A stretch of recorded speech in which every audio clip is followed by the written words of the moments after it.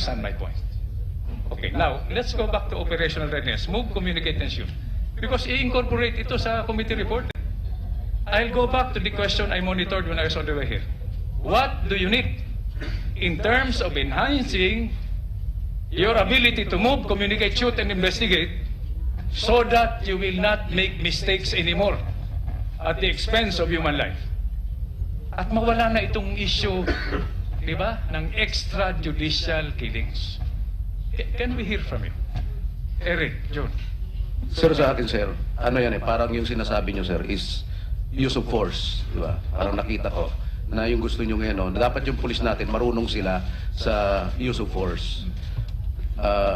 From barrel, tapos bababa na sa stick, tapos sa kamay, at saka verbal. Oh. So, tinuturo naman yan, sir, sa basic training. Kaya lang siguro, sir, medyo gayahin natin yung ginagawa sa US, sa FBI, na sa verbal pa lang, may art dyan. May verbal judo na tinatawag. Dito, sir, walang verbal judo, hindi tayo tinuturuan. Pero sa US, meron niyang specialized na seminar. Eric, nag-graduate ka ba sa FBI Academy? Yes, sir. Class Sabi ko na nga ba? 357, sir. NA. Gaya, yes, sir. National Academy, gaya ni Chief PNP, sir. I specialize in psychological leadership, sir. Kaya, saka yung, ano, yung reactions ng mga criminals. So, siguro, sir, ang may suggest ko on my personal not necessarily the whole of the PNP, doon sa verbal use ng force, ano yan, dapat pinag-aaralan yan, sir. Marunong pinag-profile natin yung kung sino yung aarestuhin natin.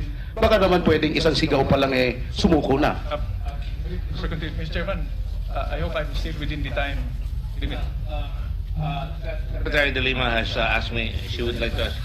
Ngayon lang sabi. Oh, sige. Go ahead. Isang kanina pa, she has not raised her hand. Opo, Mr. Chairman. So, Sige. I will stop it already. Please complete your point. no, I'm just waiting for the completion of the response of Yes, please. Superintendent. Yes. Sa akin, sir, siguro bigyan natin ng emphasis yung training sa police on verbal judo. Verbal judo kasi yung salita mo pa lang, napatumba mo na yung kalaban kaagad without using force, na necessary force. That's not verbal judo, that's sansu. Yeah. Pero, sir, sa US, sir, may sinatawag, pag ginugol nyo, sir, may such a course on verbal judo. You're as a senator who nasa example of a verbal judo. Halimbawa, sir, kayo, sir, gusto ko kayong hulihin, sir. Bicolano kayo, sir. Kakausapin ko kayo sa Bicol. Sir, unsa ma? Kung Bisaya na lang, sir. Sir, unsa ma, sir? Magkababayan ta, sir. Halika na dito, pag-usapan na natin. So may mga words, sir, na pag nabanggit mo yan, sir, yung tao, mababagbag yung damdamin niya. So, madi-disarm na siya, sir, by using words. So ito, sir, yung mga bagay na sana na lalong paigtingin, lalo sa mga training school sa PNPA, sa mga regional training centers. He's not a member, but anybody can ask a question. Okay. Now, let me backtrack a little. Pag sabi ni Presidente, by the way, let me confirm, mataas ang moral ngayon sa kapulisan natin, di ba? Saan ka nakakita ng Commander-in-Chief na sabi niya, huwag nyo lang akong bulahin, sundin nyo yung utos ko. No? Pag binalikan kayo legally or politically, ituro nyo ako. Ako ang magpapakulong para sa inyo. Basta sumunod kayo sa utos ko. No? Alam nyo, John, Eric, gentlemen, I'm sure the chairman is aware of this, no? And I hope Senator Laila is also. During our time, nung panahon namin ni Senator Lacson, I will not mention the administration dahil lalabas yung edad namin.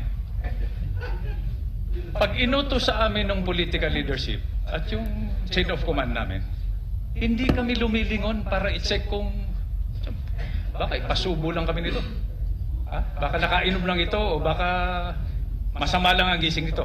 We went straight forward without looking back because we assumed that the orders were legal, moral, constitutional, coming from the political leadership. My question is, ganun pa rin ba kayo ngayon? O ganun na kayo ngayon? Sa akin, sir. Yeah, correct. Sa akin, sir, pag illegal yun, hindi ko susundin. Hindi, I'm Eric, no? Yes, sir. I'm not asking a condition for Yes, a sir. conditional answer. Under the present dispensation, Yes, sir. pag inutusan ka, ikaw ba, Eric, tsaka ka, pasubo lang tayo nito. Yes, And sir. that translates down Yes, sir. to the last SWAT patrolman who will engage in close quarter battle, kick that door wide open, not knowing kung armado yung inaresto ninyo. So I'm just asking, what is the reason for this high moral? Yun nga, sir, ang pinakamahirap kasi dyan yung makasuhan ka. Tapos, nakasuhan ka, wala kang pambayad sa abogado. Sumunod ka lang sa utos. O, sir. Tapos, hearing, ang layo ng assignment mo, saan ka kukuha ng pera? Magpapa-enroll yung anak mo. Titext yung misis mo. Yung ATM mo, nandun sa misis. Wala kang pang... Mr. Wala Chairman, kang... Kaya, ano, sir, parang suicide na yun sa kanila. Oh. Natatakot talaga yung pulis sa break mo na, kaso, Eric, sir. ha? Yes, Mr. sir. Chairman, mabuti ho naririnig ninyo ito. Dahil recurring ho ito, kulang ng legal support. Sumunod ka lang sa utos. No? Aware of that. Tapos may nakakonect doon sa itaas. I'm talking about previous dispensations. No? Sumunod ka lang sa utos, ikaw pa yung may kaso. At pag napuruhan ka, kulang pa yung benefits mo sa pambili ng kabaong. That is true. That was considered when I was doing plebs. Let me, if I may, lahat ng mga kapulisan dyan, taas ang kamay ng walang kaso sa inyong career in the performance of duty. Taas ang kamay ng walang kaso. Please, lahat kayo dyan sa likod. Wala kayong kaso. How long have you been in office? The police? 30 years, sir. 30 years. What is your name po? Attorney Aurelio C. Trampe Jr., sir. You're a policeman. Yes, sir. And where are you assigned? Presently, I'm the Director of Crime Lab, sir. Alright, lahat ng may kaso, taas ang kamay. Lahat na nagkakaso. Eric, wala kang kaso? Sir, meron, sir. O, meron. So, ibig sabihin, in the performance of duties of the policeman, marami nagkakakaso and let it be a record na wala naman pinoprovide na abogado rin ang gobyerno. And I can really feel what Eric Noble said. Mr. Chairman, pagsabi Nag-mayor ako, alam ko yan eh. Pagsabi ho niyo yung taas yung kamay, kasama ho ba tayong dalawa doon? Oo. Ako, marami akong kaso. When you do your job, kakasuhan ka eh. That is the nature of the beast in this country. At kung minsan you say, ginagawa ko trabaho ko, kakasuhin ako. Eh kung hindi naman ako gagawa ng trabaho, kakasuhan pa rin ako. Eh di gumawa na lang ako ng pera. That's why we must always be fair. Kaya nga dapat may proteksyon rin ng polis. Kaya tinatanong ko palagi, dapat merong union yung polis na magbabayad ng abogado or the government should provide also a lawyer. And perhaps that may be one of our recommendations here also, that there must be a police legal service to provide legal assistance to the police if they did it right. Di ba? So that's one thing that I'm glad that Senator Honasan pointed out here. And I know because tagal rin ako nag-mayor. Hanggang ngayon, nakakausap ko yung mga police. I'm not just condemning policemen. I know that it's hard. Or soldiers for that matter. Go ahead. By the way, Eric, June, I did not come from the Philippine National Police. My branch of service is Army. Yes, sir. Pero once upon a time, we were also engaged. Now, let me proceed. Let's go first at the top. Pag sabi ni Presidente, I am in favor of restoring the death penalty. How does this translate into operations on the ground? What's my point? Alam mo naman tayo, di ba? I mean, you may or may not answer, di ba? Mahilig tayo sa shortcut. Debate kami ng debate rito about that's a decision that will be made by Congress. Pero baka naman meron na tayong de facto death penalty on the ground. That's what I am worried about. Wala naman, sir. Hindi. But, can I finish, Eric? Okay. Hindi, di ba? Yan ang concern ko. Dahil ang sinasakripisyo dyan, at kailangan maintindihan din natin yung perspective, ng Commission on Human Rights. Yun din siguro ang punto ni Senator De Lima, no? Pag manood ka ng TV, nakita mo nakabulagta, tinatakpan na ng kumot. Tapos ang nakalabas lang yung tsinelas. Di ba? Madumi yung paa. Gulagulanit yung katawan. Ang dating kagad is walang kalaban-laban. Tinodas natin. Ang nasakripisyo dyan, yung due process at yung rule of law. That's the last bastion of our democracy. Di ba? Sa Constitution, Article 3. Pag yung Constitution, burahin mo lahat, ang matitira na lang yung Bill of Rights. Protect life, liberty, and property. Now, let me proceed, no? Pag sabi ng Presidente, I am in favor of restoring the death penalty. Jun, you and Eric answer, or anybody for that matter. How does this translate to operations on the ground? Sa akin, sir, personal na ano ko, parang wala namang ano yon. Pag sinabi ni Presidente na gusto niyang death penalty, antayin namin yung batas. Okay. Diba, sir? So far, walang batas na may gano'n. So, okay lang. Parang walang effect. So, until such time siguro na lumabas, sir, na may death penalty, kakaroon ng effect. Okay. So, meantime, we operate on the level na walang death penalty. This is not an exam. Don't worry, there's no right or wrong answer. The committee is trying to get inputs para ma-incorporate in aid of legislation. Kaya may proposal sina Senator Lacson, Senator Gordo, na gawing civilian yung IAS. Pag sinabi mo sa yung chairman na may M14 pa nga dyan hundreds of firearms, yun ang sabi natin. Diba? It's like, you investigating yourself.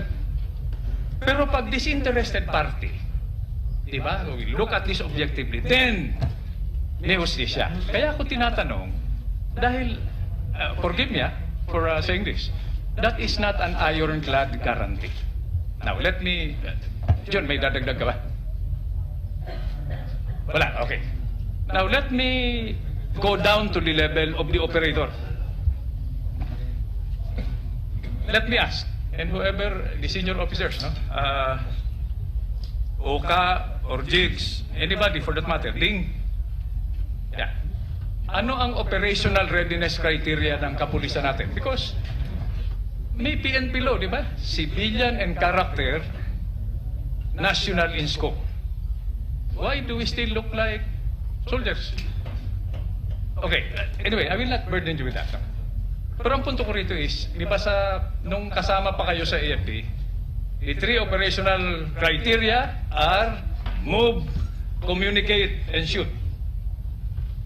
Sa kapulisan ba natin, iba? May dagdag ba ron? What are we required to do para masabi natin na operationally ready tayo? So, move, communicate, shoot, investigate. So, kasama pa rin yung move, communicate, and shoot. Tapos investigate. Iwalay mo natin investigate. Shoot. Democracy, just like life, is choice. Pagpasok mo dun sa kwartong yon, I'm talking from personal experience, pero wag na tayo magkwentuhan dito. Pagpasok mo na ganun, nasa harap mo yung isang tao o several persons. Entering party kayo, di ba? Okay. Pag nag-aakmang bumunot, may firefight SOP tayo. May rules of engagement. Sa akin, kaya magpo-focus ako sa shoot, gentlemen. Dahil you will always, because life is precious, sabi ng chairman, you will always give them a choice. Para bang sinasabi mo subliminally? Alam mo suspect ka.